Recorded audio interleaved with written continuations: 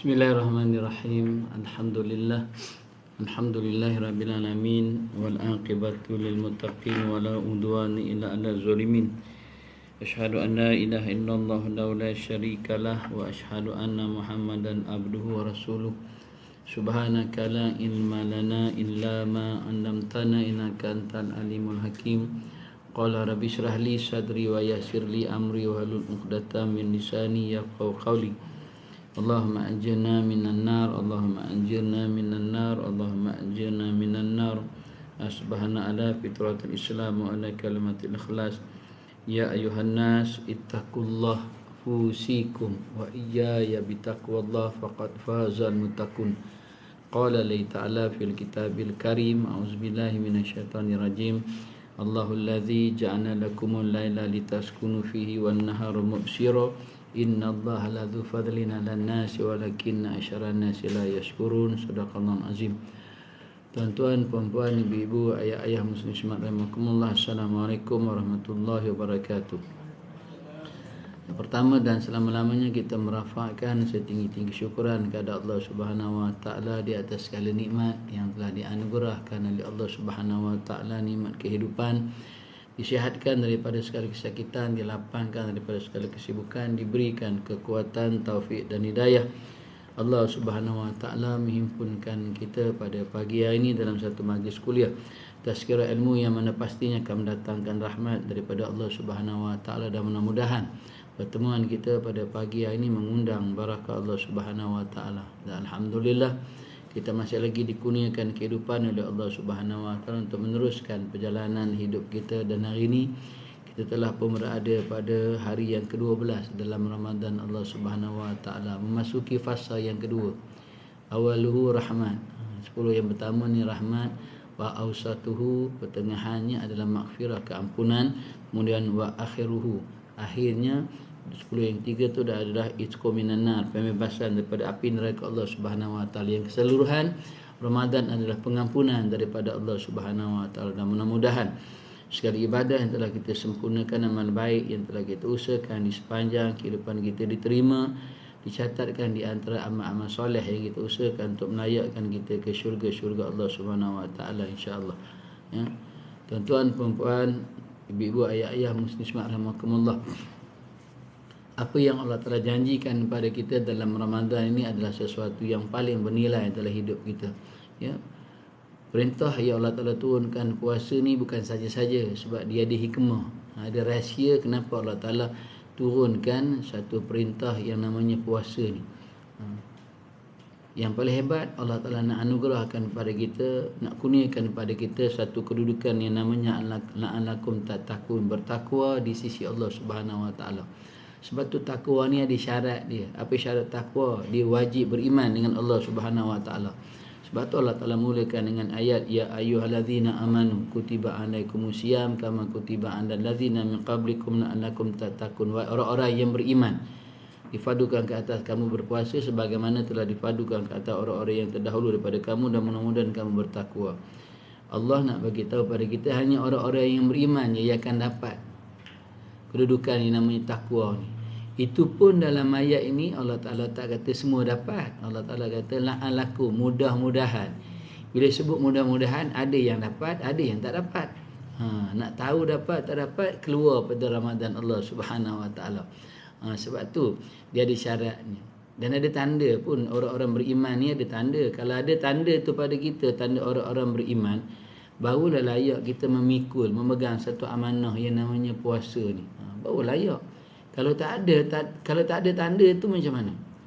Kalau tak ada tanda tu, Ustaz, kami puasa je lah, boleh, tak jadi masalah, puasa je. Tapi tak dapat apa lah. Sebab tu Nabi sebut fil akhir zaman, kebanyakan puasa daripada umat-umat aku ni, dia tak dapat apa pun melainkan dua benda je. Apa? Ilal jum' wal atas. Hanya lapar dan dahaga je, itu je. Lain tak dapat, lain tak dapat. Apa tanda-tanda orang beriman ni? Yang pertamanya mudah je. Yang pertamanya yakin dengan Allah, tu tanda orang beriman. Yakin tak dengan Ramadan ni? Yakin tak? Ya ke yakin ni? Itu yakin ni.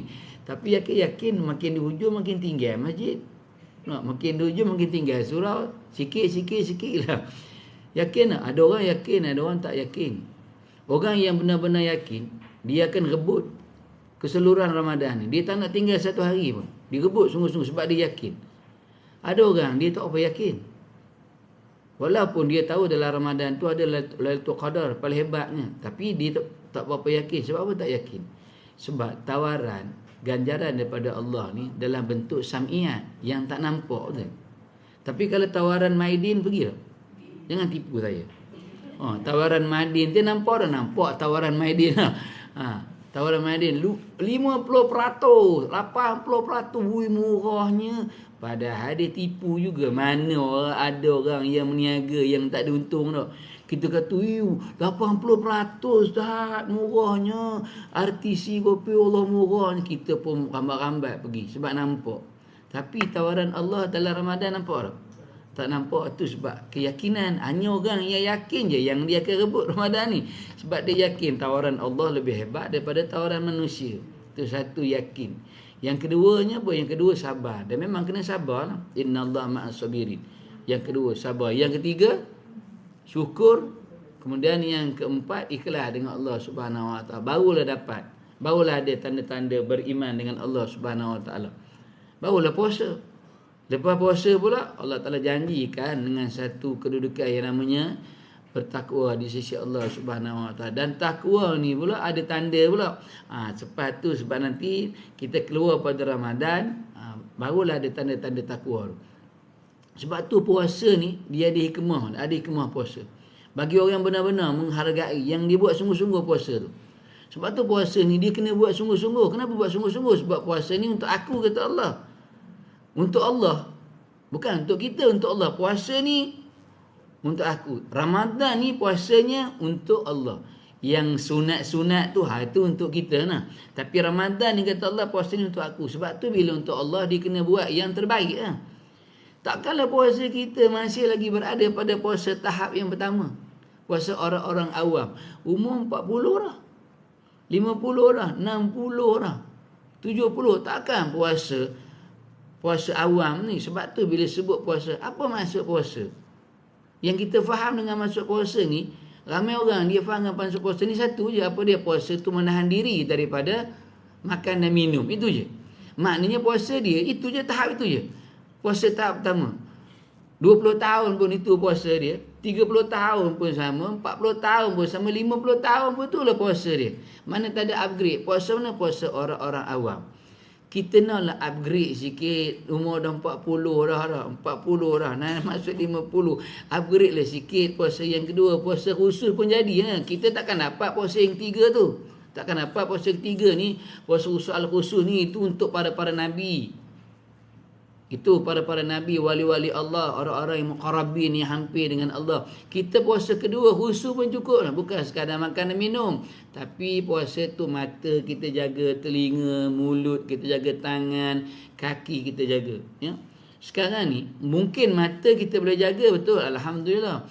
Mulut boleh jaga, tapi jari ni payah nak jaga dah. Tak tahu nak. Share saja, tuntak-tuntak. Yang ini payah ni, nak juga tu. Nak. Mata tak tengok benda-benda ni, tapi jari. Share sana, share sini tu. Yang ni, kita nak puasa yang kedua tu pun jadi. Sebab tu, apa maksud puasa? Antara maksud puasa yang kita tak tahu, bukan tak tahu, mungkin lupa. Puasa ni Nabi kata apa? Antara maksud puasa tu, siangnya apa? Siangnya makan, tidur, tak makan tu. Siangnya ada satu istilah kan biasa digunakan. Siangnya diam, malamnya qiyam. Yang itu puasa. Siangnya diam, malamnya qiyam. Apa maksudnya siangnya diam? Maksud siangnya diam tu macam tadilah. Mata kita jaga, telinga jaga, mulut jaga, tangan jaga, kaki jaga. Itu maksud siangnya diam. Bukan sekadar makan minum je kena jaga. Kemudian malamnya qiyam. Bukan maksud siangnya diam tu tidur terus. Jangan tidur saja puasa ni. Puasa ni Allah Ta'ala nak bagi kita. Puasa ni bukan nak suruh kita tidur dalam keletihan tak. Puasa ni makin bersemangat kita untuk menjalankan ibadah dengan Allah Subhanahu Wa Ta'ala. Malamnya qiyam. Apa maksud qiyam malam tu? Malam tu maksudnya menghidupkan malam dengan amal ibadah. Tu sebut qiyam tu, qiyamul lail tu. Tu tengok rajin tak kita tak? Rajin tak malam ni, insya-Allah rajin bangun. Tapi mungkin siang tu, siang tu. Itu pun ada orang yang malam tak bangun tu masuk puasa. Bukan masuk puasa, bukan saja-saja tu sebab kita nak naik sikit daripada yang pertama naik yang kedua. Puasa khusus pun alhamdulillah. Sebab tu bila sebut takwa ni ada tanda. Kita keluar pada Ramadan, kalau ada salah satu daripada tanda tu, maknanya dapatlah takwa tu. Dapatlah tahu. Tapi jangan tanya pada orang tu, dapat tak kamu ni? Kita tengok-tengok sendiri dah, dapat tak dapat. Apa tanda orang bertakwa? Yang nombor satu, tanda orang bertakwa nombor satu ni tawaduk. Tawaduk maksudnya rendah diri. Sebab tu Allah Ta'ala bagi kita puasa. Kenapa puasa? Puasa ni antara kelebihan untuk kita ingat dengan Allah. Puasa ni 11 bulan kita lupa dengan Allah, tapi puasa ni untuk ingat dengan Allah. Kamu dah 11 bulan dah kamu lupa dengan aku, kata Allah. Ni Ramadan ni aku nak bagi kamu ingat balik dengan aku. Banyak yang aku bagi nikmat pada kamu. Allah tanya kita esok kan, fa bi ayyi ala rabbikuma tukaziban. Nikmat aku mana lagi yang kamu nak dustakan? Allah Taala tanya esok. 11 bulan kamu lupa daripada aku. Aku bagi kamu Ramadan untuk kamu ingat dengan aku, untuk kamu dekat dengan aku. Kata Allah, sebab tu Allah Taala bagi Ramadan. Sebab tu orang yang ambil sungguh-sungguh, dia akan dapat takwa tu. Akhirnya dia akan jadi orang yang rendah diri. Walaupun ibadah dia hebat, amalan dia hebat, ilmu dia banyak, jawatan dia tinggi, tapi dia jadi orang yang tawaduk. Tawaduk maksudnya rendah diri. Rendah diri dengan Allah, rendah diri dengan manusia. Tinggi mana berilmu dia? Ada sifat rendah diri dia. Sebab dia tahu ilmu ni datang pada Allah. Kurniaan Allah, anugerah Allah. Sama juga kaya kita, kedudukan kita, pangkat, kuasa kita, semua anugerah pada Allah. Allah boleh ambil bila-bila masa je. Allah Ta'ala boleh kentak bila-bila masa je. Sebab tu jadi orang yang tawaduk. Makin tinggi ilmunya, makin takut dia dengan Allah Subhanahu Wa Ta'ala. Nabi manusia yang paling tinggi ilmunya. Manusia yang paling hampir dengan Allah. Tapi Nabi ada sifat tawaduk. Ada. Kita bukan tak ada ilmu, ada ilmu, tapi kesombongan lah, sombong dengan ilmu yang kita ada. Tak boleh tegur sikit, asal tegur sikit je nak marah saja. Tu jenis tu. Baru mengaji 4-5 tahun Mesir, saya tak kata tak ada ilmu, ada ilmu. Tapi jangan salahkan orang-orang yang terdahulu pada kita, ulama yang terdahulu pada kita. Dia lagi hebat ilmunya. Bila tegur sikit marah, tu jenis kita. Nabi pun boleh ditegur. Nabi pun boleh tegur. Nak tunjukkan tawaduknya Nabi. Yang tegur tu bukan sahabat yang utama tu, orang yang jarang-jarang dengan Nabi. Tapi bila ditegur, Nabi terima tak terima? Walaupun sahabat pada mulanya marah. Ada satu sirah pun ada diceritakan dalam satu peperangan. Ketika nak berangkat dalam peperangan tu, Nabi berhenti pada satu tempat. Bila Nabi berhenti pada satu tempat untuk berehat, kata Nabi berhenti di sini untuk kita berehat sebelum kita sambung perjalanan. Ada seorang sahabat, dia jarang pergi perang, tapi kali itu nama dia terpilih untuk pergi perang. Dia tanya, ya Rasulullah, boleh tak kalau nak tanya soalan? Bila sebut tu, sahabat mulalah marah. Antaranya Sayyidina Umar dengan Sayyidina Ali memang garang, marah. Kalau dah Nabi kata duduk sini, duduk. Tak usah banyak cerita lah. Sami'na wa ata'na. Tapi ya Rasulullah, boleh tak aku nak tanya satu soalan? Nabi kata silakan. Walaupun sahabat tak apa suka. Dia tanya, ya Rasulullah, apakah tempat kita berhenti ni, apakah Tuhan berhenti di sini, pilihan Tuhan sini ataupun wahyu pada Allah? Dia tanya tu je. Apakah berhenti di sini pilihan Tuhan sini ataupun wahyu daripada Allah? Kata Nabi, tak, ini pilihan aku sini, bukan wahyu pada Allah. Aku memilih untuk berhenti untuk berehat di sini. Kata sahabat tu, boleh tak kalau saya nak bagi cadangan? Itu lagi lah marah sahabat. Kamu siapa nak bagi cadangan? Kamu siapa pun tiba-tiba nak bagi cadangan pula pada Rasulullah. Kalau dah Rasulullah kata duduk sini berhenti je lah. Tu kita dah. Tapi Nabi bukan macam tu. Nabi kata silakan. Sahabat yang lain dengar apa yang dia nak kata. Dia katanya, ya Rasulullah, kalau di sini wahyu, saya tak akan cerita banyak. Saya akan akut. Tapi kalau pandangan Tuhan, saya nak bagi pandangan yang lain. Apa pandangan kamu? Tanya Nabi. Dia kata, ya Rasulullah, setiap peperangan, antara yang paling penting dalam peperangan adalah air. Berperang ni antara yang penting berperang adalah air. Sebab perang di padang pasir. Kalau kita teruskan perjalanan, depan sikit lagi ada sebuah lembah yang di situ ada air. Biarlah kita dulu yang sampai di situ pada pihak musuh. Biar air tu kita yang punya. Bila sebut tu Nabi kata apa? Wahai sahabat, bangun semua, kata Nabi. Bangun semua, teruskan perjalanan kita. Ikut apa yang dikatakan oleh sahabat ni. Maknanya Nabi pun rela ditegur. Walaupun Nabi tinggi jawatannya. Kita, Allah, sebulan dalam Ramadan. Sebulan dalam Ramadan.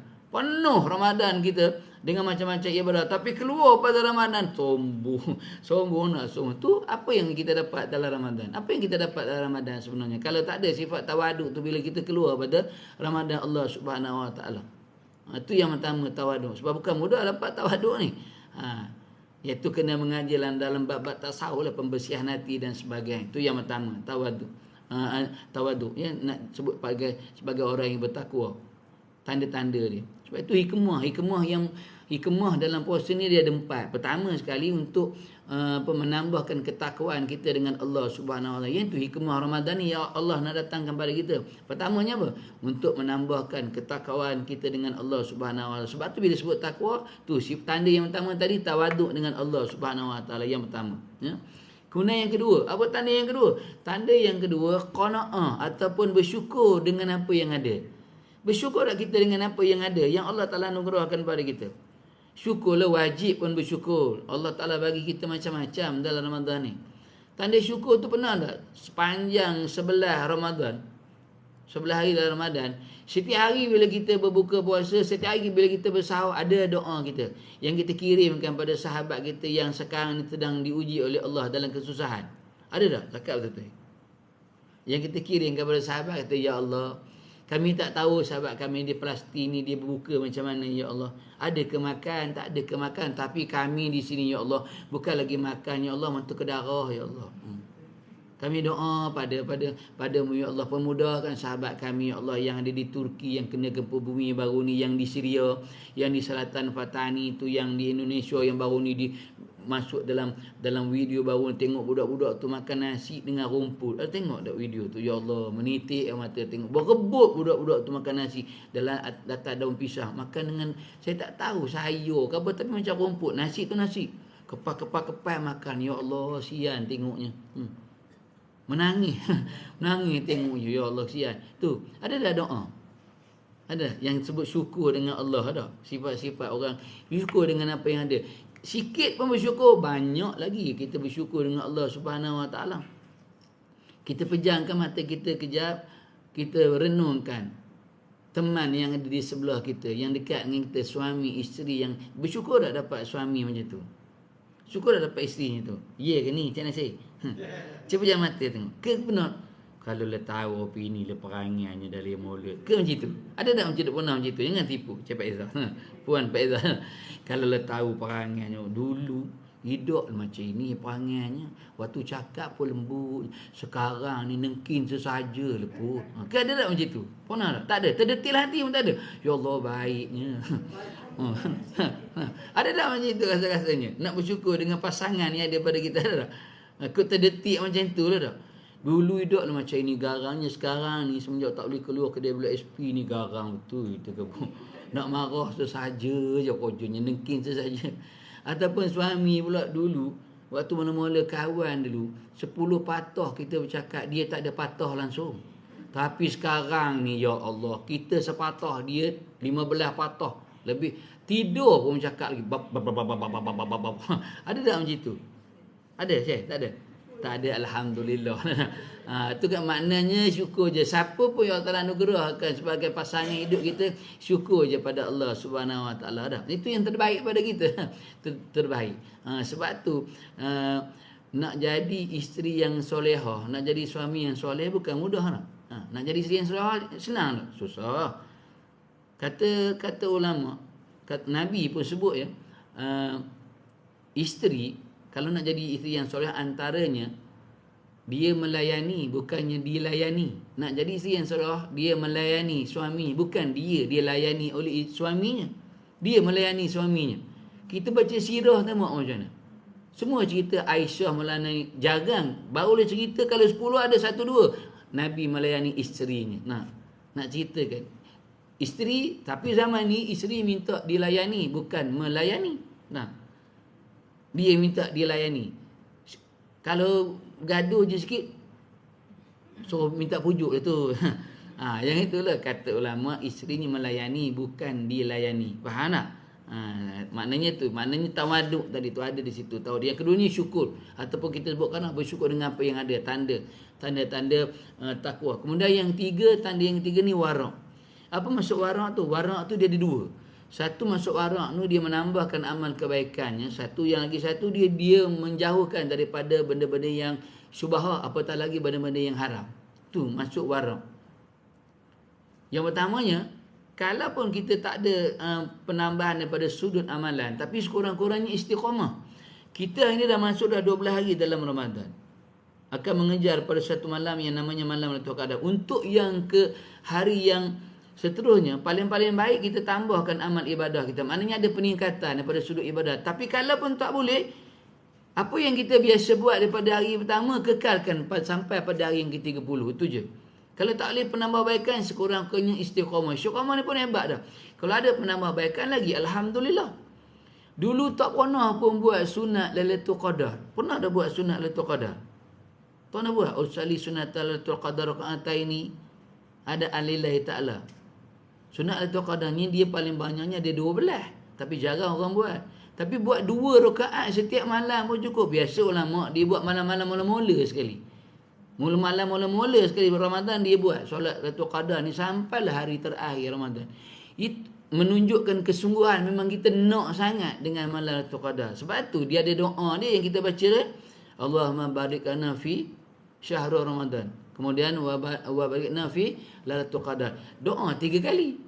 Kan dalam satu hadis kata Nabi, siapa yang minta masuk syurga 3 kali, maka syurga akan doakan dia pada Allah untuk dia dimasukkan dalam syurga. Syaratnya 3 kali. Itu hadis. Siapa yang minta dijauhkan daripada neraka 3 kali, neraka akan doakan dia pada Allah supaya dia tidak dimasukkan ke neraka Allah. Pun syaratnya 3 kali. Sebab tu ulama ulang 3 kali tu. Sama je kalau kita nak bertemu dengan malam Lailatul Qadar, doa 3 kali, Lailatul Qadar dia akan doakan pada Allah untuk kita bertemu dengan malam Lailatul Qadar Allah Subhanahu wa. Sebab tu yang tuan-tuan guru kalau kita mengaji pondok dia buat dah paling-paling kurang pun 2 rakaat dia buat. Usali sunatal Lailatul Qadar raka'atani lillahi ta'ala untuk bertemu dengan malam Lailatul Qadar. Saya tak kata salah kalau tak buat, tapi sekurang-kurangnya dia doa lah. Doa untuk bertemu dengan malam Lailatul Qadar sekurang-kurangnya 3 kali. Ada tak doa? Ada tak? Doa malam bertemu dengan Lailatul Qadar ada kan? Sekurang-kurangnya 3 kali. Bukan sekali tak cukup, sekali kena 3 kali. Yang ini ya. Yang ini kita sebut menambahkan amalnya, menambahkan amal. Yang sebut warak tu, menambahkan amalan. Dia memang betul. Puasa kita takkan Ramadannya. Takkan puasa kita Ramadannya. Kalau sekadar puasa Ramadan, apa hebatnya kita dengan orang lain? Apa hebatnya kita dengan cucu kita, anak kita? Anak kita boleh tak puasa Ramadan? Boleh. Baru umur 10 tahun, habis Ramadan 10 hari. Cucu kita yang umur 10 tahun, habis Ramadan 10 hari. Kita dah 60, takkan Ramadannya? Jangan marah. 60 tahun dah Ramadan je, Syawal pun tak puasa. Tu kalau tak puasa Syawal, apa beza puasa kita dengan cucu kita? Cik Nasir dapat cucu dah tak? Apa beza puasa kita dengan cucu kita kalau kita tak boleh puasa Syawal? Memang cucu kita dia boleh puasa Ramadan, tambah-tambah kalau ibu-ibu bagi pula imbuhan lah. Kalau Alun puasa sehari, opa bagi RM1, atuk bagi RM1. Tengok dia puasa 2 bulan boleh dia puasa. Tapi ada imbuhan, betul? Tu apa beza puasa dia dengan puasa kita? Kalau kita hanya puasa Ramadan, Syawal pun tak boleh nak puasa. 6 hari bukan banyak pun 6 hari. Sebab tu tok nenek kita dulu, hari yang kedua je, hari puasa Syawal dah. Ada sini puasa yang raya kedua. Ustazah ada? Tak ada. Saya pidak ke raya kedua kita pun terkedarah lagi. Gelamai tak pegang lagi raya kedua. Tak dapat lagi gelamai lembang. Tapi orang tua-tua dulu raya kedua dah. Kita bila puasa Syawal ni? Lagi 2 hari nak habis Syawal. Baru puasa Syawal. Lagi 2 hari nak habis. Terlupa sebab banyak sangat jamuan rumah terbuka. Jamuan raya. Allah, lagi 2 hari je tinggal. Tak habis. Tu apa bezanya? Kalaupun boleh buat puasa Syawal, sambunglah dengan puasa sunat. Sama lagi dengan puasa sunat. Yang ni sebut menambah ke amal. Yang ni kata warak ni maknanya ada pula penambahbaikan daripada sudut amalan dia dengan Allah. Kalau sekadar Ramadan je, Ustaz, kami puasa Ramadan Ustaz 12 jam, Ustaz 13 jam. Habis orang lain pun sama ke 12 jam, 13 jam? Ada yang lebih pada kita 17 jam. Di Kutub Utara lagi lama. Kami puasa tak boleh makan Ustaz. Dia pun tak makan je. Tak apa hebat puasa kita. 50 tahun dah. Tak puas syahwat, tak puas syahwat ni baru penentu kekuatan puasa kita. Ramadan orang tak makan, kita pun tak makan, tapi syahwat. Saat orang lain boleh mentega darah kita. Tengok je bukan senang orang raya kedua dah mi kari. Laksa kita puasa. Tu baru kekuatan lah. Keluar pada syawal pula ada puasa sunat pula. Saat orang datang kuliah, kalau kita kuliah hari Isnin kan, biasanya orang puasa Isnin Khamis tu. Kita tak apalah lepas kuliah ni tak ada jamuan, tapi semua tempat yang saya kuliah tu dia ada jamuan. Dulu orang jamuan, lepas tu bila sebut puasa sunat hari ni, setiap hari Isnin kalau kuliah kita tak buat jamuan dah. Sebab apa? Sebab kita semua galakkan puasa sunat. Alhamdulillah. Ada satu tempat yang saya pergi kuliah duha tu, semua yang hadir tu puasa sunat. Yang hidup saya je. Yang tu Isnin tu memang dia puasa sunat. Isnin. Saya kuliah tu Isnin dengan Selasa. Selasa tak ada. Selasa habis kuliah ada makan. Tapi Isnin memang tak ada. Sebab digalakkan puasa sunat. Yang ini mungkin kita boleh buat di sini dah. Isnin. Tapi Ahad lepas, kalau hari Ahad semalam, kalau bukan Ramadan lepas kuliah ada makan lah. Kalau saya berbalik pun boleh singgah. Tu je. Faham ni kena saya? Faham bagus. Itu kelebihan nak puasa sunat.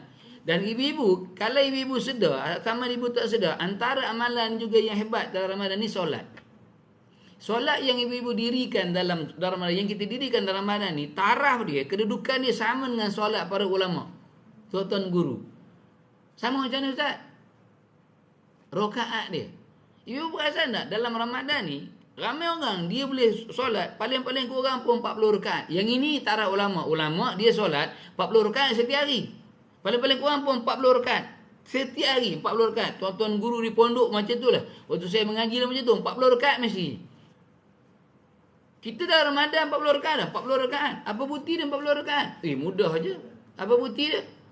Tarawih dah 23 rakaat dah. 20 tarawih, witir 3. Dah 23 dah.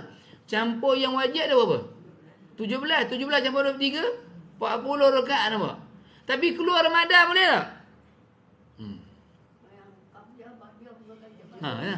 Itu belum lagi badiah qabliyah kan Ramadan ni. Tapi tu je, tarawih, witir dengan solat wajib 40 rakaat. Warak.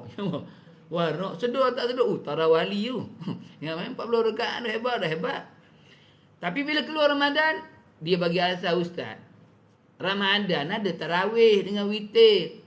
Ini lebih mana ada tarawih dah 20 rakaat, sebab tu tak dapat lah 40. Dia kata, boleh tak kalau keluar pada tempat boleh? Boleh? Boleh, apa tak boleh lah. Yang ini nak ajar pada kita ni. Tu bezanya. Kalau dalam Ramadan kita boleh buat 40 rakaat, takkan luar Ramadan tak boleh buat. Sedangkan sama juga solat juga. Sama je, itu je rukunnya 13. Tu apa bezanya? Sebab tu penambahan tu. Kalau luar Ramadan, kita tetap ada 17 juga solat yang wajib. Campur dengan rawatib ada 14. Paling kurang rawatib ada 14. Paling kurang 14 ada. Subuh 2, asar 4, dah 6, Zuhur 4, dah ada 6, asar 2, dah jadi 8. Maghrib buat 2 je, tak payahlah buat qabliyah, buat ba'diyah. Jadi 2, jadi 10. Isyak 4. Ada berapa? 14. Paling sikit. 17 campur 14 berapa dah? Dah 31, lagi 9. Bangun malam lah bodoh. 30. Bangun malam lah. 2 rakaat solat wudu, 2 rakaat solat tahajud, 2 rakaat solat taubat, 2 rakaat solat hajat atau istiqarah, tutup dengan 3 witir. Dah jadi 11 tu. Mana 31 campur 11? 42 rakaat. Belum lagi duha mah. Tengok. Ustaz cakap belum duha lagi tak? Belum duha lagi, paling kurang pun 4 atau 6 rakaat dah. Paling banyak 12, kita buat 4. Itu belum campur duha pun tu. Subuh saja itu belum campur solat sunat subuh tu. Itu pun lebih dah 40. Buat tak? Buat tak? Ya ke ni? Ke Ramadan ni je lah. InsyaAllah kan lepas tu. Yang ni yang kata ni, yang Allah nak ajar pada itu. Sebut warak tu. Itu sebut warak. Maknanya dia tak ada beza lah. Cuma dilebihkan dalam Ramadan ni sebab bulan yang dimuliakan oleh Allah Subhanahu wa ta'ala. Tu sebut warak, menambahkan amalan. Kemudian yang kedua, warak ni dia menjauhkan daripada yang syubhah. Apatah lagi yang haram. Haram memang kita tak ada sebab dia haram. Yang syubhah, yang kita rasa wah-wah, ragu-ragu ni. Kita dah puasa 12 jam, 13 jam, tiba-tiba beli kuih. Allah. Main kanduk. Tahu main kanduk. Main beli je. Dah tahu dia tak tu tak aurat sempurna, tak payah beli lah. Tapi dok, kawan saya ustaz. Lantaklah kawan kita pun. Kita dah pelapor 12 jam, makanan yang pertama nak masuk dalam tubuh badan kita, beli pada air tangan orang yang tak tu tak aurat. Semayang tu kita tak tahulah kan. Itu rahsia dia dengan Allah semayang. Ini dah tu memang tak tu tak aurat dah. Bukan tak dia jiran saya, tak peduli apa dia jiran. Kita nasihat dia lah, nasihat lah. Kalau paling baiknya tutuplah aurat. Sebab kita meniaga. Ini dengan terjerumbalnya, pakai tudung tapi rambut nampak juga kan. Ada tu langsung tak pakai tudung langsung. Tak pakai tudung, takkan nak beli? Ibu nak beli dah ibu? Takkan nak beli dah 12 jam tu ke. Yang ni dah memang dah makan kan. Ulama pesan jangan makan makanan yang diperbuat daripada air tangan orang yang ingkar, orang yang tak ikut perintah Allah Subhanahu. Sebab dia boleh menggelakkan hati manusia. Kita dah puasa 12 jam, 13 jam. Dah puasa dah tapi kita beli makanan daripada orang yang tak patuh pada perintah Allah. Yang ni sebut warak tu. Ini sebut warak. Kemudian yang keempat, tanda-tanda orang yang tawaduk dengan Allah. Yang keempat tu yakin. Kembali balik yakin. Apa pun dalam hidup ni yakin dengan Allah Subhanahu Wa Taala. Yakinlah Ramadan ni bukan saja-saja Allah Taala turunkan. Itu tanda-tanda orang yang bertakwa. Sebab tu yang pertama sekali Allah nak ajar pada kita apa? Pertama sekali Allah Taala nak ajar pada hikmah puasa ni untuk menambahkan ketakwaan kita pada Allah Subhanahu Wa Taala. Tu yang pertama. Kemudian yang kedua, hikmah puasa yang kedua apa? Untuk mengawal hawa nafsu. Untuk Allah Ta'ala nak ajar kita bagaimana untuk mengawal hawa nafsu. Sebab hawa nafsu ni hanya boleh dilenturkan dengan puasa je. Lain tak boleh. Hanya dengan puasa je boleh. Sebab kejadian ciptaan hawa nafsu ni pun kita tahu dah macam mana. Degil je dengan Allah. Sehingga kan dipenjarakan, direndam dalam api neraka. Tak bagi makan minum, barulah dia akui Allah adalah Allah dan dia adalah hamba Allah Subhanahu Wa Taala. Sebab tu nafsu. Bukan mudah nak lenturkan nafsu ni, melainkan dengan berpuasa. Dalam hidup kita, musuh kita ni banyak. Ada 5 musuh kita. 3 tu kita tak nampak. 2 yang kita nampak. Musuh 2 yang kita nampak tu dunia dengan manusia. Itu musuh yang kita nampak. Tapi musuh yang kita tak nampak, iblis, syaitan, hawa nafsu. Beza tak? Beza pula. Hawa nafsu tu betul musuh yang kita tak nampak. Tapi beza dengan syaitan, apa beza dengan syaitan? Hawa nafsu ni tak pernah berhenti. Dia tak pernah berhenti. Tetap akan ada dalam tubuh badan manusia hingga manusia itu mati. Iblis, syaitan, dia ada waktunya berhenti. Ramadan ni dia berhenti. Walaupun ada pandangan yang mengatakan mana ada dirantai dalam api neraka tak. Dia tetap ada. Betul. Kalau dia ada pun memang dia ada. Tapi kuasa dia tak kuat dah. Seperti sebelumnya Ramadan. Selepasnya Ramadan. Kuasanya dikurangkan oleh Allah. Sebab tu walaupun kuasa yang dikurangkan oleh Allah, dia bagi kuasa dia pada nafsu. Dia serahkan kuasa dia. Mana dia tahu dia tak ada kuasa, dia serahkan kuasa dia. Tapi kita ni gila kuasa. Dia dah tak ada kuasa dah, dia serah. Dia tahu dia tak boleh apa kuasa, dia serahkan kuasa dia pada nafsu. Dia buat lu perjumpaan, buat lu mesyuarat. Sebelum Ramadan buat mesyuarat dah. Kenapa buat mesyuarat? Sebab nak serahkan tugas dia. Dia kata susu, dia panggil su je sebab kawan baik. Susu bukan susu dah, kita su. Kami ni Ramadan ni kena penjaga lah. Kalau tak menjaga pun kekuasaan kami, kehebatan kami tak ada dah. Allah Taala tarik. Kami nak serahkan kuasa kami ni pada kamu dulu. Sebelum ditarik kami nak serahkan pada kamu dulu. Boleh kata nafsu boleh. Tengok hari ni dalam Ramadan. Walaupun syaitan tak ada, iblis tak ada kekuatan, dia tak ada, dimansuhkan oleh Allah. Tapi tengok nafsu macam mana. Nafsu. Kadang-kadang kalah kita dengan nafsu. Kalah kita dengan nafsu. Kalah dengan nafsu. Tu hebatnya nafsu. Sebab tu ulama antara ayat yang digunakan sebagai doa, ayat Quran disebut sebagai doa dalam Quran yang dibaca paling-paling kurang pun dibaca sehari sekali.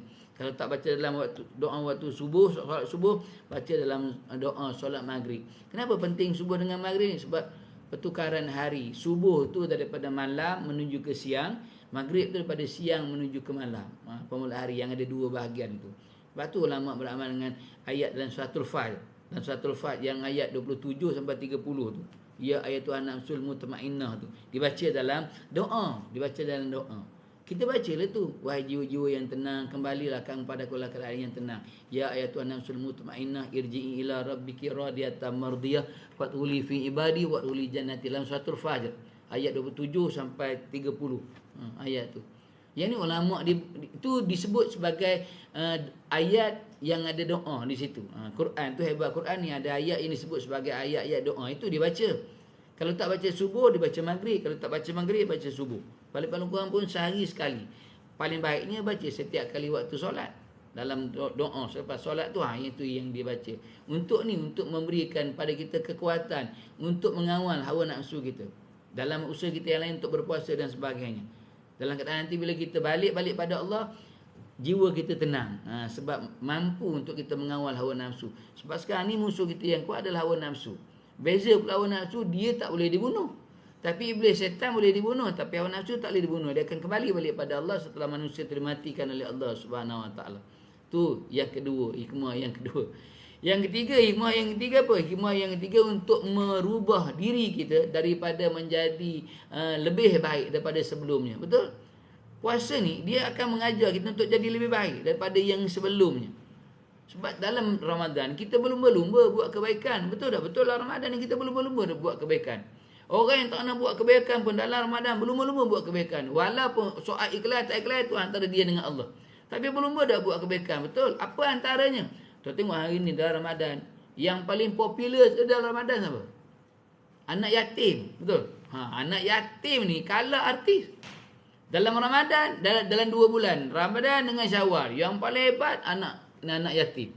Oh, berebut-rebut orang nak buat berbuka puasa, ambil anak yatim.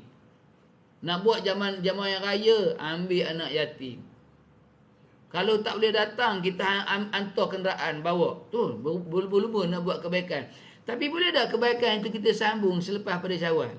Habis Syawal, ingat ada anak yatim? Ingat anak yatim? Tak pergi dah. Tak ingat ada anak yatim. Bila ingat balik? Ramadan yang akan datang. Tu kita. Patutnya santuni setiap hari lah. Sebab Nabi juga anak yatim. Aku juga anak yatim, kata Nabi. Sebab tu kedudukan aku dengan anak yatim hanya dipisahkan oleh 2 jari ni. Itu je kedudukan Nabi dengan anak yatim. Sebab Nabi pun anak yatim. Kita anak yatim ni Ramadan je, Syawal je. Kita nak buat baik, tak salah buat baik. Tapi biarlah kebaikan tu berkekalan. Bukan dalam Ramadan, bukan dalam Syawal je. Betul? Yang inilah. Usaha semua buat baik. Yang tak pernah sedekah. Kau tengok baru ni, yang diviralkan. Bila ada satu mak tahfiz yang kalau tak bayar lagi lebihan tu, akan dia ambil balik tanah. Sekejap je. Nak RM100,000 selesai. Sekejap je kan? Dia rega 1 juta lebih. Separuh tu dah bayar dah. Maknanya ada lagi 600, hampir 700,000 yang belum bayar. Dia bagi masa tertentu. Kalau tak bayar, keluar tu. Tempat memang cantik lah awak. Dalam masa tak sampai berapa hari, habis 6,000. Diumum terus. Jangan bayar dah cukup dah. Kalau nak buat dana lain. Tengok berebutnya orang dalam Ramadan. Keberkatan dalam Ramadan Allah Subhanahu. Sebab nak ajar kita jadi baik. Soalnya boleh tak kita mengekalkan kebaikan tu dalam Ramadan Allah Subhanahu Wa Taala. Yang itu saya pernah dalam satu majlis bukan buka puasa, sambutan hari raya. Waktu tu dengan satu syarikat lah. Jadi Ipoh. Dia jemput saya untuk tazkirah. Tak boleh saya tazkirah. Dalam itu antara tetamunya anak yatim. Kemudian ada lah VIP semua. Yang tak seronoknya, yang saya rasa tak seronoknya, anak yatim itu tidak dilayan seperti VIP. Yang itu salah tu. Yang itu salah. Anak yatim dia kena berbaris ngambil makanan. Buffet. Yang VIP dalam meja pula. Tu ada pula orang yang sebut, tuan ni. Patutnya yang kena jadi VIP tu anak yatim. Dia jadi VIP sebab dia anak yatim. Ini dia beratur. Yang duduk meja VIP tu sate dekat ada 10 batang. Kawan ni belum lagi dapat sate beratur. Saya kuliah, saya cakap dah terang. Tak panggil dah lepas tu. Padan dengan muka. Saya kan hujung malam tu sampui dapat juga. Dapat sampul, alhamdulillah juga, jangan sampul tak dapat. Tapi lepas tu saya tanya kawan saya, Syekh, kenapa tak panggil ustaz? Dah pergi. Ustaz belasah dah malam tu, bah kata tak payah panggil dah. Tunggulah. Tunggu dah kedai sekut panggil. Kau setahun 2 ni baru panggil balik. Tidak, berapa tahun dah tak panggil dah.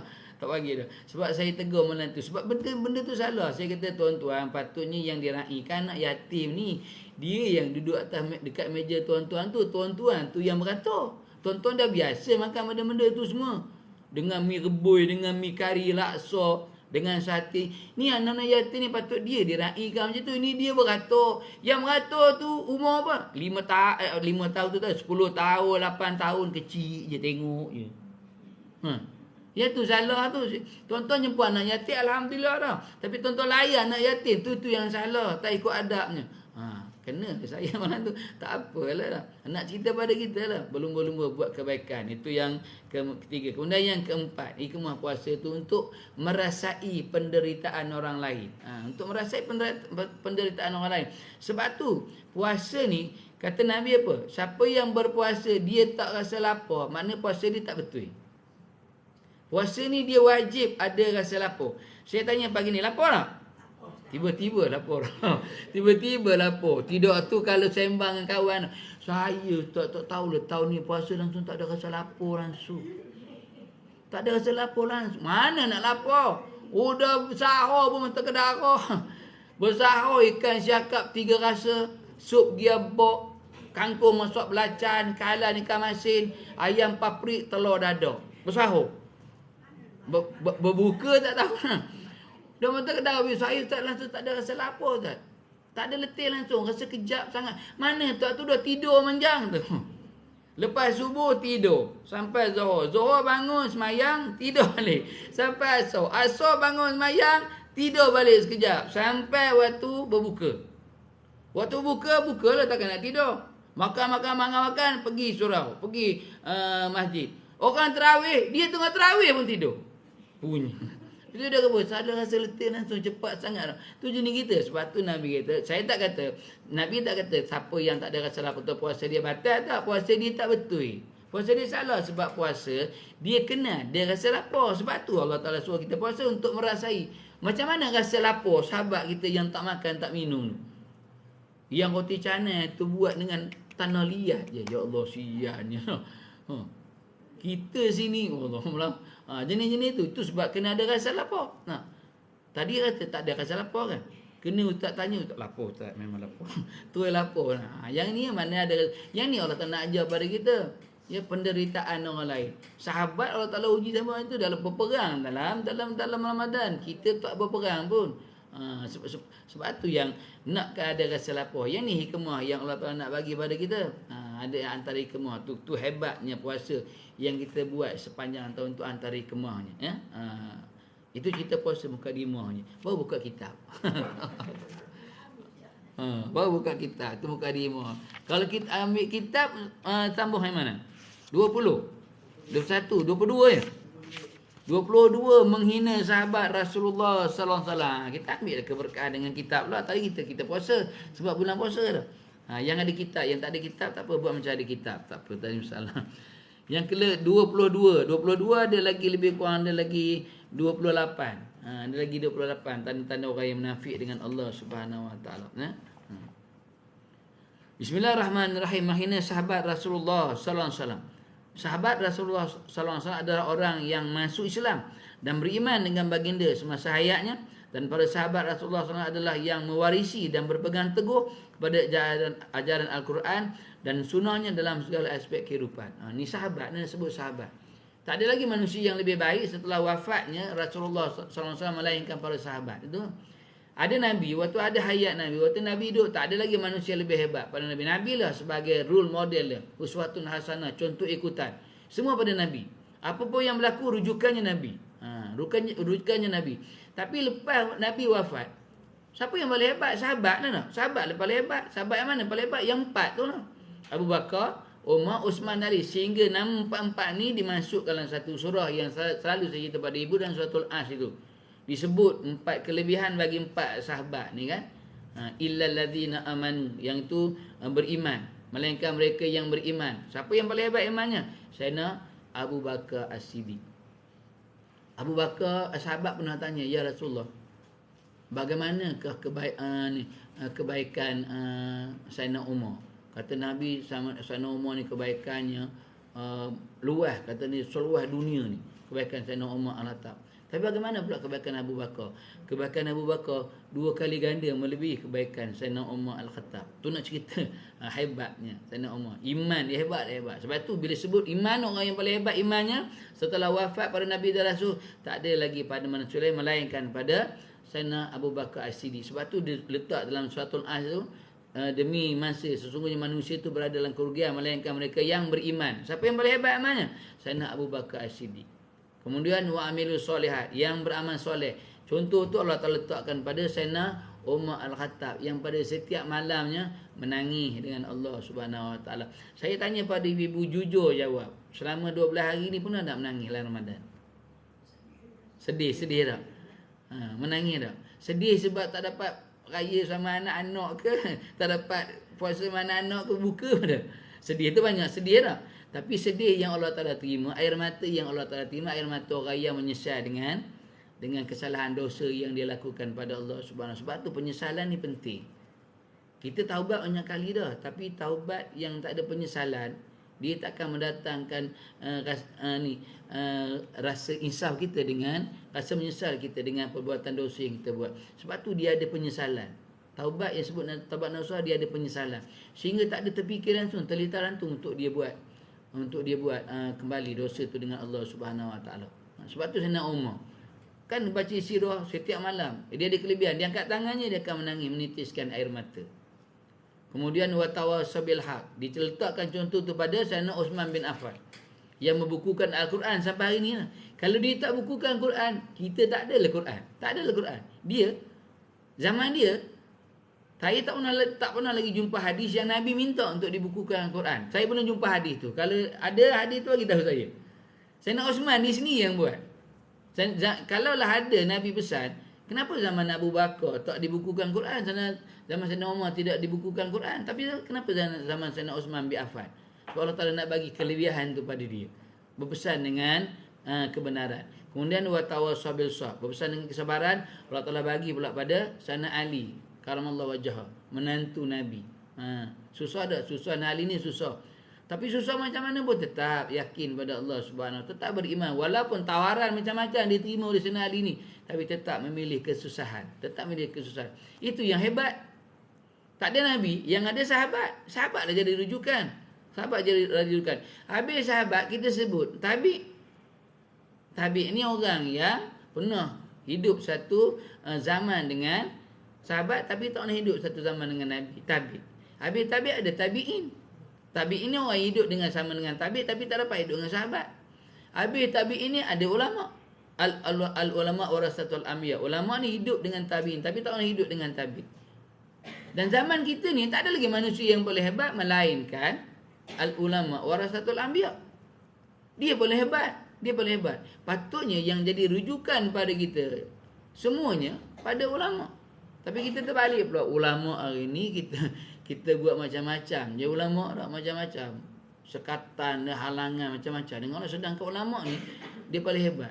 Sebab tu kalau dulu-dulu zaman-zaman tahun 50-an, zaman-zaman Kesultanan Hantu, zaman Melaka tu, bila sebut ulama, dia mesti jadi siapa? Jadi penasihat sultan. Betul? Bila sebut ulama, dia akan jadi penasihat sultan. Tok Ku Palu di Terengganu jadi penasihat sultan Terengganu. Tok Kenali pernah jadi penasihat sultan di Kelantan. Yang itu kekuatan dia. Tapi kita sekarang tak ada dah. Kita ulama ni kita pinggirkan daripada kehidupan. Sedangkan Nabi dah pesan dah, tak ada manusia yang lebih hebat. Apatah lagi sahabat. Sahabat ni hidup satu zaman dengan Nabi. Sebab tu sahabat ni ada kelebihan. Apa antara kelebihan sahabat? Sebab Nabi sebut, bila kamu hina sahabat, maknanya kamu hina aku. Kamu hina ulama. Bila sebut ulama ada atas-atas lah. Kalau hina je, kalau kamu hina ulama, paling kurang-kurang kita hina ulama, maknanya penghinaan tu sama lah. Kita hina Rasulullah SAW. Bila hina Nabi, automatically-nya secara langsungnya, secara tak langsungnya habis dah iman kita, gugur dengan Allah Subhanahu Wa Taala. Kamu mengaji ke tak mengaji ke, hina je Nabi, hina je agama Allah, hina je Quran, hina je sunnah Nabi, habis gugur dah Islam daripada kehidupan kita, rosak akidah kita. Sebab sahabat ni ada kelebihan. Kenapa ada kelebihan? Sebab dia hidup satu zaman dengan Rasulullah sallallahu alaihi wasallam. Apa antara kelebihan sahabat? Kita baca sikit kelebihan. Apa kelebihan sahabat? Yang pertama, sahabat ni dia memiliki darjat yang paling tinggi daripada orang lain. Betul, sebab dia hidup satu zaman dengan Nabi. Kalau dia hidup satu zaman dengan Nabi, dia tahu dah. Dia tahu peribadi Nabi itu semua macam, sebab dia hampir dengan, apatah lagi kalau sahabat yang 4 tu paling dekat dengan Nabi ya. Abu Bakar, Umar, Uthman, Ali itu bukan orang lain, menantu dan juga mertua pada Rasulullah sallallahu alaihi wasallam. Di mana dia ada darjat yang tinggi. Sahabat yang pertama, kelebihan ataupun keutamaan para sahabat. Yang kedua, sahabat ni terdiri pada golongan orang-orang yang soleh. Betul lah soleh. Sebab orang yang dapat bimbingan terus daripada Rasulullah sallallahu alaihi wasallam. Maknanya Nabi ajar. Nabi ajar.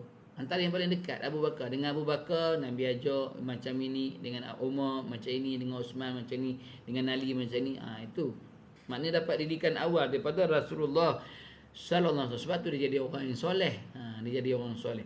Kemudian yang ketiga, mendapat keampunan dan pahala yang besar. Dia juga ada pengampunan. Dia ada dapat pengampunan daripada Allah Subhanahu wa taala atas dosa-dosa yang dia lakukan dengan Allah.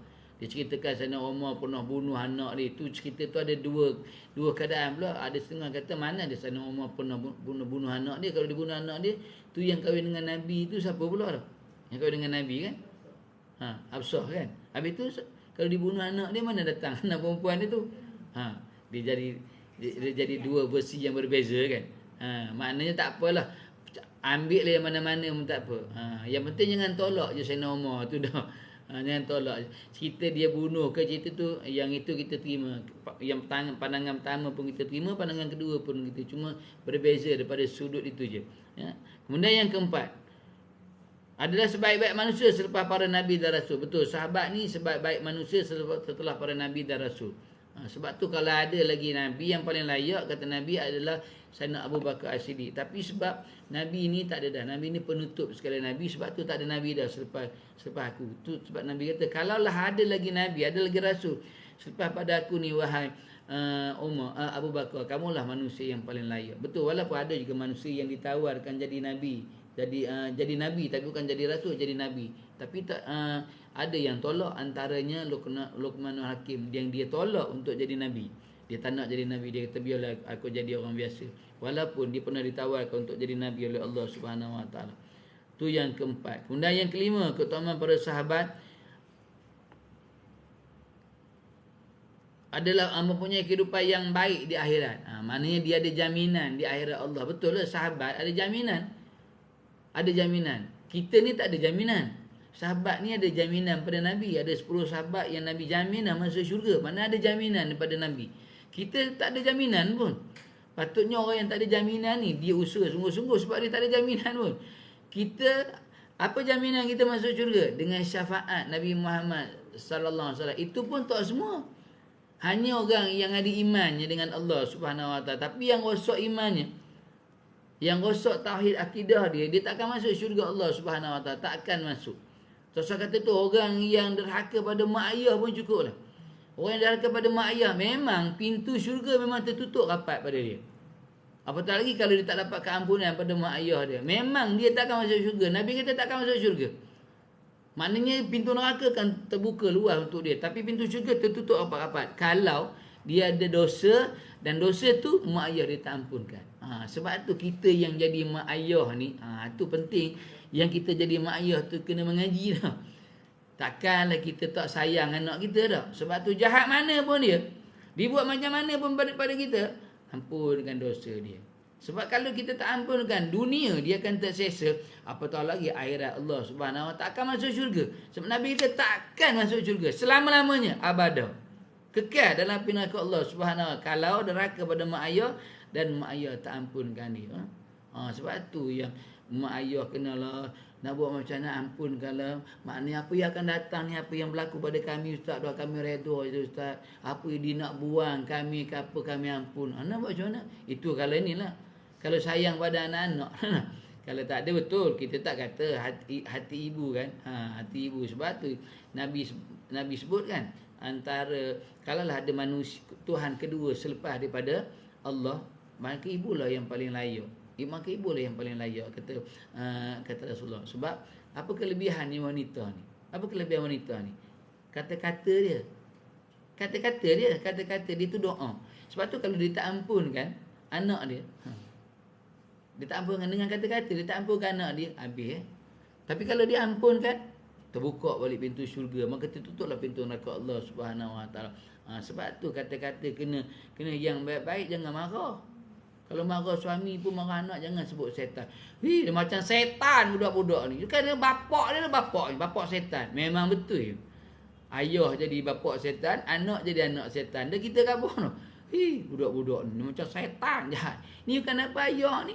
Ni ayah ni ngajar. Ayah bapak setan. Memang jadi bapak setan. Sebab tu sebut yang baik-baik. Sebab tu tengok kalau baca sirah kan Nabi menghormati Halimatun Sa'diyah. Macam mana Nabi menghormati Halimatun Sa'diyah?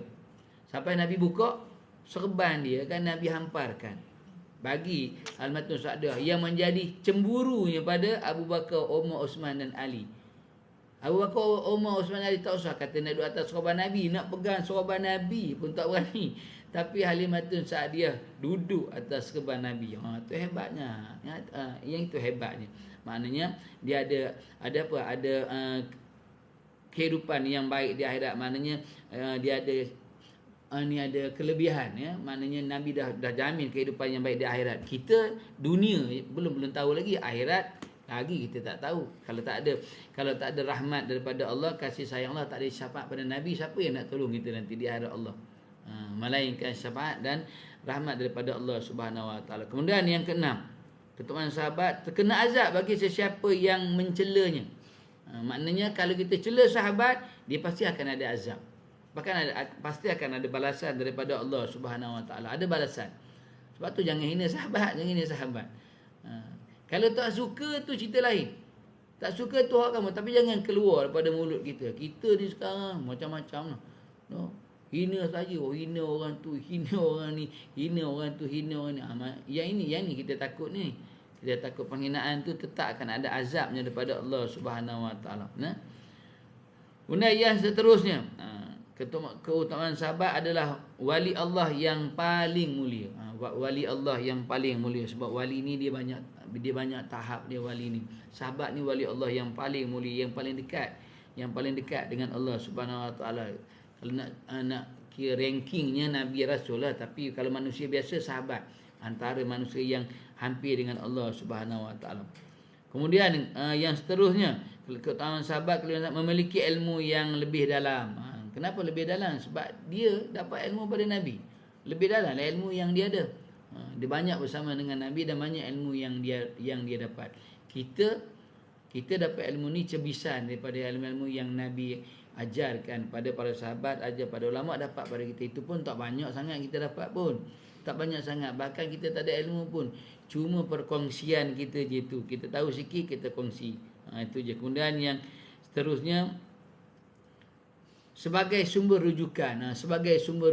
Betul lah. Bila wafatnya Nabi, tak ada lagi lah yang jadi rujukan, melainkan pada, kalau ada Abu Bakar lah yang jadi rujukan. Sebab dia waktu tu dia khalifah, pemimpin. Wafat Abu Bakar, Umar yang jadi rujukan. Sayyidina Umar yang jadi rujukan. Apa pun yang berlaku akan rujuk pada Sayyidina Umar. Wafat Sayyidina Umar, Sayyidina Osman.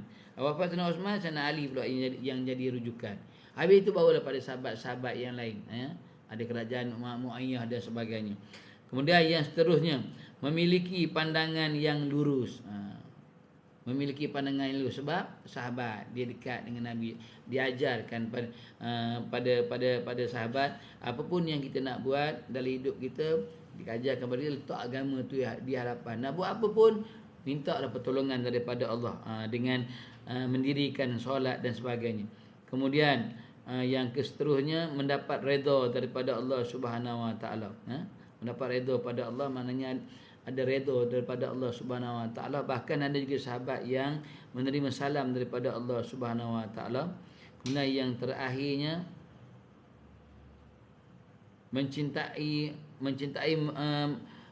mereka tanda keimanan manusia. Mana cinta pada sahabat ni adalah sebaik juga di antara tanda-tanda kita beriman dengan Allah, beriman dengan rukun 6 tu. Maknanya beriman dengan percaya pada Nabi. Bila mana kita percaya pada sahabat, automatiklah kita percaya pada Rasulullah sallallahu alaihi wasallam. Tapi zaman kita ni ada orang yang dia mencela sahabat. Ya, dia mencela. Ada golongan-golongan yang tertentu yang dipilih-pilih pula sahabat ni. Yang betul hanya yang ini, yang ini tak betul. Bahkan kalau kita baca dalam dalam sirah pada cerita bagaimana dihina Sayyidina Umar. Sayyidina Umar Al-Khattab. Sayyidina Umar bila hari jadi dia, bila hari lahirnya, akan ada kumpulan manusia yang dipakaikan seorang manusia dengan pakaian wanita. Kemudian menarilah dia di atas meja tu. Kemudian disebut inilah Umar, inilah Umar. Maka engkau dibaling dengan benda macam-macam. Disebut Sayyidina Umar ni adalah sahabat yang paling bacul sekali. Yang paling penakut sekali Sayyidina Umar Al-Khattab. Yang dimuliakan adalah Sayyidina Ali. Sayyidina Ali dimuliakan. Tu ada bahagian tu ada jenis itu pula. Yang lain tu semua salah. Abu Bakar salah, Umar salah, Osman salah. Yang betul hanya Ali je. Yang betul hanya Ali je. Yang tu ada yang jenis macam tu pula. Sebab tu ada yang jenis yang kumpulan itu dia meletakkan Sayyidina Ali ni, patutnya Sayyidina Ali lah yang diangkat sebagai Nabi, bukan Nabi Muhammad sallallahu alaihi wasallam. Sampai macam tu ada mana melebihkan sahabat lebih pada Nabi pula lagi. Tak boleh ya. Sebab Nabi tak ada lagi orang lain yang lebih hebat pada Nabi. Tapi ada kumpulan ini yang menghina batang tubuh sahabat. Maknanya menghina batang tubuh Rasulullah sallallahu alaihi wasallam. Yang kita sebut kumpulan Syiah dan sebagainya. Yang ni masih ada lagi tak? Masih ada lagi ya. Yang kalau dia baca Quran, dia tutup Quran tu dengan Sadaqallahul Aliyul Azim. Dia akan sebut Ali. Yang itu kalau baca itu biasanya orang yang fahaman itulah. Kita sebut Sadaqallahul Azim tu bukan habis baca Quran dah. Kita orang Melayu ni kalau Sadaqallah, habis dah Sadaqallah dah. Bukan habis. Sadaqallahul Azim tu apa maksud dia? Maka benarlah perkataan Tuhan, itu je. Tapi orang Melayu ni asal dengar Sadaqallahul Azim, habis. Sadaqallah dah. Tapi ada yang tambah Sadaqallahul Aliyul Azim, ditambah Ali. Dia kata maka benarlah perkataan Allah dan Ali. Yang ni dia mana dia muliakan Ali tu lebih pada yang ni yang kita kata yang salah, yang menghina sahabat yang lain sehingga sampai kadang-kadang menghina Rasulullah sallallahu alaihi wasallam. Hebat macam mana pun ibadah takkan Allah Taala terima, sebab takkan ada orang manusia yang lebih hebat melainkan Rasulullah sallallahu alaihi wasallam. Walaupun sahabat ada kehebatannya tapi takkan dapat melepasi daripada apa yang Allah Taala hadirkan pada Rasulullah sallallahu alaihi wasallam. Dan adapun orang ada Islam, sama ada secara sedar atau tidak, menghina atau mencerca perilaku, sikap dan perjuangan para sahabat Rasulullah sallallahu alaihi wasallam adalah dianggap melanggar larangan baginda, berdosa besar dan termasuk golongan orang-orang yang munafik. Itu sebab apa yang sahabat buat ni bersandarkan apa yang Nabi buat. Semua dia ambil semua yang Nabi buat. Sebab dia yang dekat dengan Nabi, yang sehariannya dengan Nabi. Maka dia tahu. Kita cerita je cinta Nabi, kasih Nabi, tapi tahu tak apa yang Nabi suka pada waktu pagi? Apa yang Nabi suka pada waktu pagi? Kita pun tak tahu tau. Orang kata kami ni ikut Nabi, kami. Habis apa yang Nabi suka pada waktu pagi? Tak tahu. Apa yang Nabi suka pada waktu tengah hari? Apa yang Nabi suka pada waktu petang? Apa yang Nabi suka pada waktu malam? Yang tahu siapa? Yang tahu hanya isteri dan sahabat-sahabat Nabi. Itu yang tahu. Lepas tu barulah ditinggalkan sirah tu pada kita. Kita sebut je Nabi, tapi kita tak tahu pun apa yang Nabi, apa yang Nabi suka pada waktu pagi, apa yang Nabi buat pada antara waktu tengah hari, antara benda yang Nabi buat yang jarang Nabi tinggalkan pada tengah hari, apa dia kata rasa-rasanya? Siapa boleh jawab dapat duit raya. Cik Nasir bagi. Yang Nabi suka buat pada tengah hari apa? Yang jarang Nabi tinggal. Ada satu sunat apa? Tidur. Tidur apa tu? Tidur kailullah tu. Tidur kailullah tu antara sunat yang Nabi buat yang Nabi suka tengah hari. Itu yang Nabi suka antaranya. Sebab orang yang rajin tidur kailullah dia akan mudah untuk bangun tahajud. Itu fadilat dia. Kita bukan tidur lagi, meroloh terus. Tidur kailullah ni kan ada waktu je. Kalau Zuhur sekarang ni lebih kurang 1.25. Kalau katalah 1.30. Dia tidur ke berapa? Pukul 1 dia tidur. 1 suku dia bangun. Kita dah 9 suku. Itu bukan tidur kailullah dah. Itu dah meroloh tu. Dah meroloh tu. Dia ambil waktu tu. Kenapa tengah hari? Kenapa Nabi tidur tengah hari? Tengok Islam ajar. Sebab waktu tengah-tengah hari tu, matahari ni disedut semua benda-benda dekat bumi ni. Disedut semua. Sebab tu tengah hari ni suruh rehat dekat rumah. Bukan main di luar. Kan Tok Nenek kata, dah matahari kembang, masuk. Tok Nenek kita dia tak tahu sebab apa. Tapi dia suruh masuk dah tengah hari dah, masuk. Waktu itulah dia antara kehebatan setan, kekuatan setan antara waktunya tu, waktu naiknya matahari, kekuatan dia. Kemudian waktu tengah-tengah hari tu kekuatan dia, waktu gelincirnya matahari kekuatan dia. Kemudian waktu bila? Waktu sakaratul manusia. Tu kekuatan dia luar biasa. Sebab tu waktu tengah hari ni Nabi suruh rehat. Rehat tengah hari ni, rehat, tidur. Qailullah. Tidur untuk sihat tubuh badan. Kita yang sunnah ni tak nak tengah hari juga lah. Kalau kerja tu cerita lain lah. Sebab tu, kenapa orang? Sebab tu kita disusun rehat kita. Orang rehat ni nak pukul 12 ke pukul 1. Pukul 1 biasanya orang yang kerja, dia akan ambil rehat pukul 1 kalau ada pilihan lah. Kalau ada pilihan, orang akan ambil pukul 1. Sebab tu memang waktu rehat. Memang waktu rehat.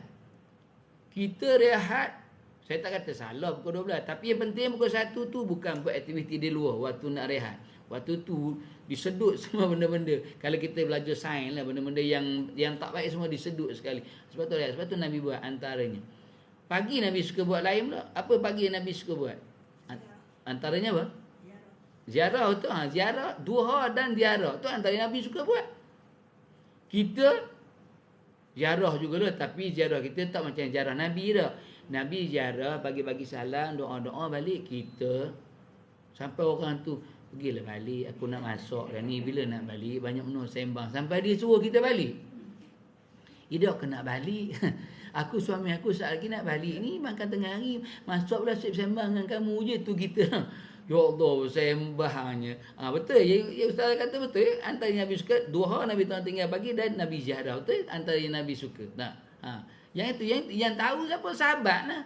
Sahabat yang tahu. Kalaupun kamu tak suka, tapi jangan sampai hina. Kalau kamu tak suka sama sahabat, tapi jangan sampai menghina sahabat, itu je. Bila kita hina sahabat, sama lah kita menghina batang tubuh Rasulullah sallallahu alaihi wasallam. Termasuk di kalangan orang-orang yang munafik. Kita cerita je, tahu semua tentang Nabi. Tapi bila tahu semua, kenapa? Kenapa kita hina pula sahabat? Sahabat lagi tahu pada kita sebab dia duduk satu zaman dengan Nabi. Bahkan duduklah kuliah tazkirah yang Nabi buat. Semayang, solatnya sama Nabi, puasanya sama Nabi, hajinya sama Nabi. Iaitu kita zaman kita ni, ya.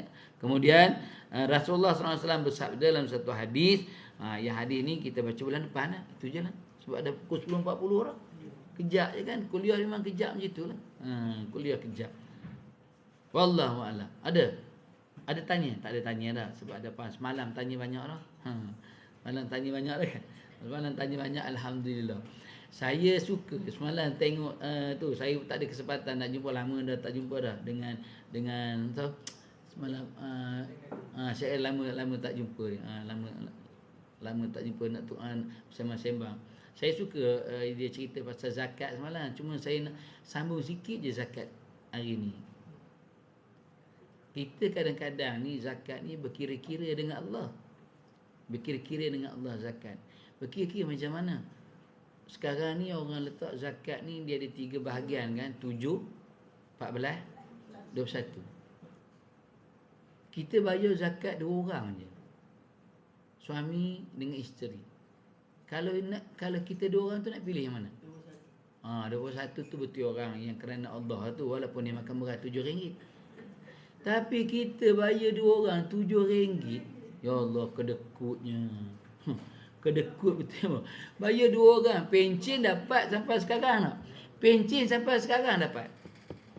Suami dapat pencen, isteri pun dapat pencen. Suami bayar lah. Tapi bayar tanya, Haji nak yang mana Haji? 7 ke 14, 21 nak bayar orang? 2 orang je. Nak yang mana Haji? RM7 udah lah. RM7. Letak duit 50. Letak duit 50, bayar RM7, 14 ringgit. Ya Allah, kedekutnya kita kabur. Buat berkira tak dengan Allah Subhanahu. Allah bagi kita ya Allah banyaknya. Tak kala bayar RM7. Takbir kuat. Takbir. Jangan main. Jenis itu. RM7 bayarlah 21 tu. 21 ada balance lagi RM8 dah. Pun RM42. Ada balance RM8 lagi. Habis RM8 mana? RM8 ni kita sedekah lah pada amil tu. Bukan sedekah, hadiah pada dia. Tak boleh tak? Boleh. Kalau masuk dalam tabung tu pun boleh juga. Tak kisahlah mana-mana. Tapi nak cerita pada kita lah. Nak cerita. Pilih 7 saja. Lain lah. Kalau anak 13 orang. Betul lah 7 dah. Bila 7 dah 13 orang anaknya. Dah. Ini 2 orang je. Apatah lagi kalau dia seorang je. Seorang pilih mana? 7 dah lah. Bukan makan banyak. 7. Seorang-seorang pun boleh 7. Allah, kita kabur. Letak duit 50 tu. Jangan main. Tak ada duit kecil lah ni. Nasihat tak ada duit kecil. Anak-anak 50. Nak berapa je? 7 ringgit lah. 7 ringgit zakat. Gitu dah. Tapi bukan di sini. Ni belah-belah kuliah belah New Zealand masa tu. Itu beza tu sikit lah. Maknanya kita bagilah lebih sikit kan, tijaratan lan tabul. Kita berniaga dengan Allah. Kita bagi 1, Allah Ta'ala balas 10 dalam Ramadan ni sampai 700 kali gandaan yang lebih tu. Itu hebatnya Ramadan. Sebab tu dalam Ramadan ni antaranya lebihkan dengan amalan sunat. Yang wajib dia tetap jadi kewajipan. Nak syarat terima yang wajib, jangan tinggal yang wajib. Nak syarat terima yang sunat, jangan tinggal yang wajib. Nampak tak kita tinggal yang wajib, yang sunat kita kejar. Kita takut bila kita tinggal yang wajib, yang sunat tu kita tak dapat apa walaupun kita buat. Apa contohnya Ustaz? Saya lah, kalau ibu-ibu, saya tak tahu saya yang kuliah tazkirah tiap-tiap malam. Ada orang, dia boleh buat solat tarawih 8 rakaat. Tambah dengan witir 3 rakaat. Tapi bila kuliah, balik. Yang sunat tu beria dia kejar sungguh-sungguh. Yang sunat 8 rakaat, turun naik, turun. Bukan senang nak buat tarawih 8 rakaat ni lah. Campur dengan witir. Kuliah senang dah. Kuliah senang. Duduk je, ibu duduk je. Kuliah habis je tarawih tu. Ustaz tu yang sampaikan kuliah, dia betul penat. Kadang-kadang tu package. Daripada solat isyak, jadi imam, tarawih, witir. Kalau dengan tazkirah, ya Allah. Tu nak buat macam mana? Dia orang minta Ustaz, boleh tak Ustaz package? Package Ustaz buat semua langsung. Biasanya kita ambil package pun tarawih dengan tazkirah, tapi daripada isyak tak apalah, buat jugalah. Nak buat macam mana, nak raikan, nak bagi orang seronok, buat.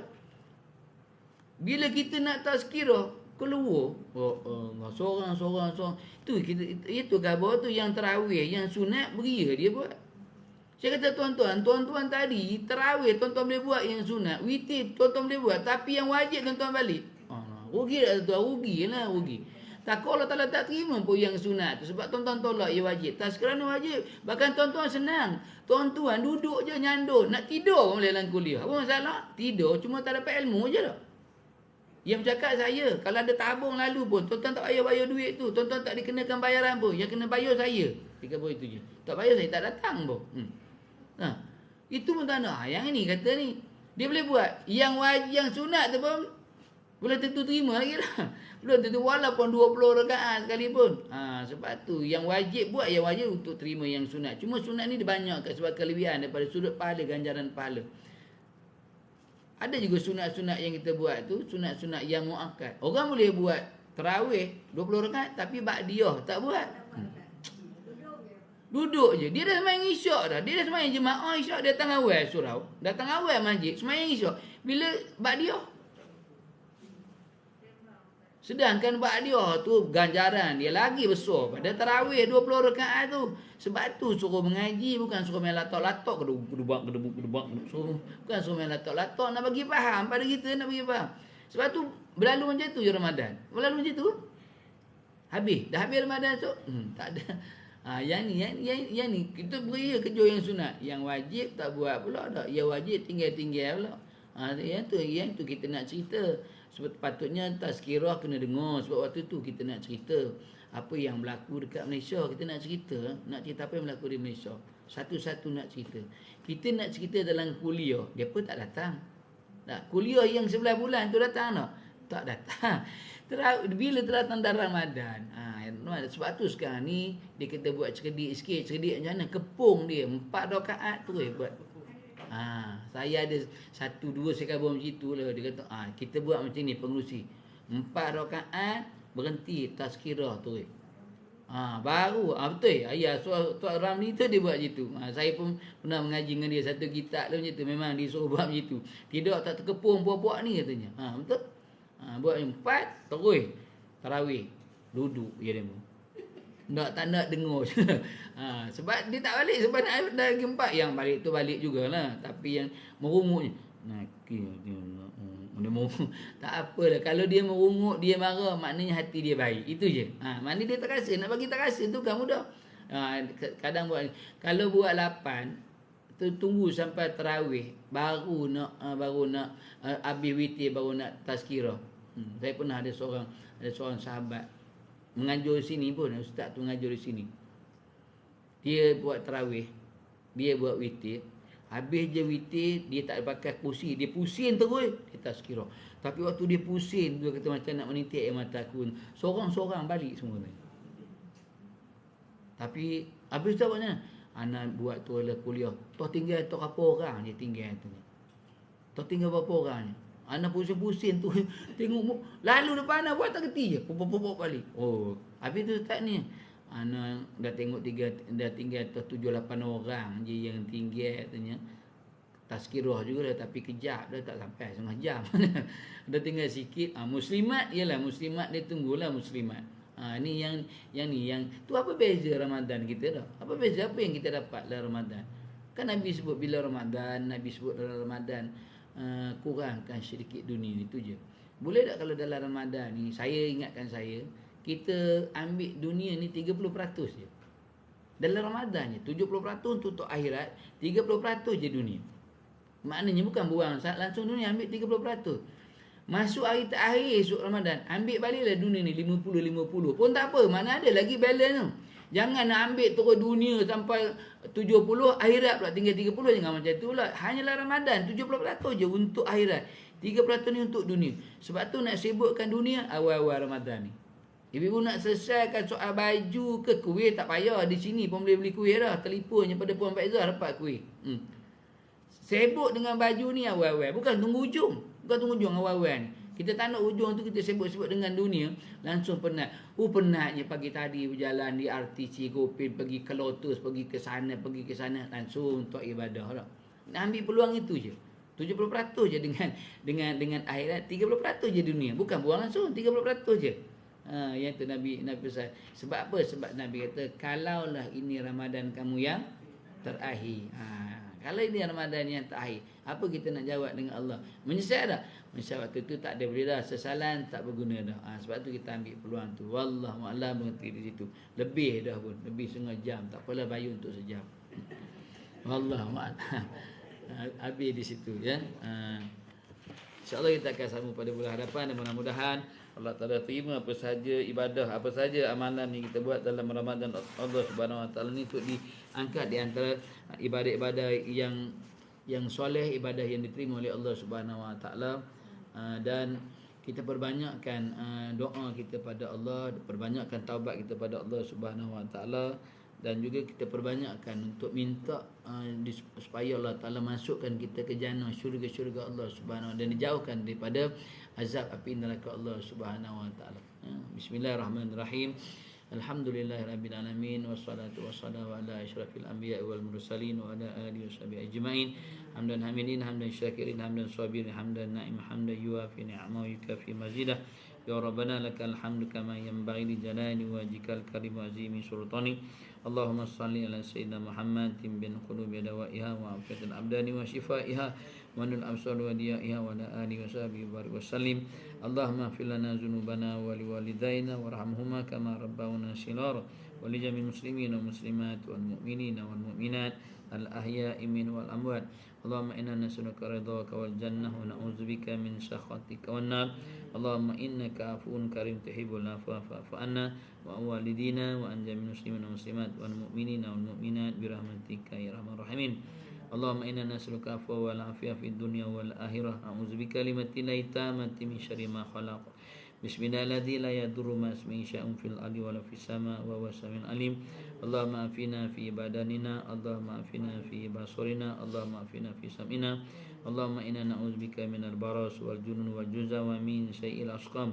Allahumma zuqna qabla al-mauta taubah wa indal mauta syahada wa ba'dal mauta jannata wa na'ima bi rahmatika ya arhamar rahimin. Allahumma barik lana fi syahri Ramadan wa balighna fi lailatul qadar wa balighna fi lailatul qadar wa balighna fi lailatul qadar. Allahumma inna ala dzikrika wa syukrika wa husna ibadatik. Allahumma ihtim alaina ya Allah bi husnil khatimah wa la tahtim alaina ya Allah bi su'il khatimah. Rabbana atina fid dunya hasanah wa fil akhirati hasanah wa qina azabannar. wa qina azabannar wa qina azabannar. Wa sallallahu ala sayyidina Muhammadin wa ala alihi washabihi ajmain. Walhamdulillahirabbil alamin. Kita tangguhkan dengan tasbih kifarah dan suratul As.